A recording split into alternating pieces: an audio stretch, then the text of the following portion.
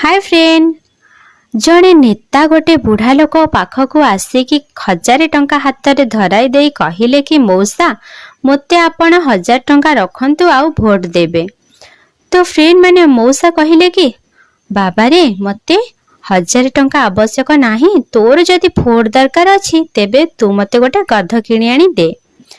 तो पाख मार्केट को जाइकी नेता देखिले 1000 टंका रे गध मिलुनी।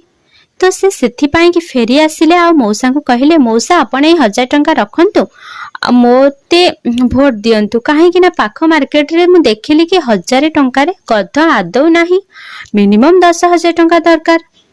तो मौसा जनक टिके समय भाबिले आ हसिले कहले कि बाबा रे मते आ अपमान कर नाही, काहे ना कोन तमे भाबुच कि 10,000 टंका रे गध मिली जिवो आउ मु कौन गध थारु भी हीन, मोर मूल्य मात्र 1000 टंका।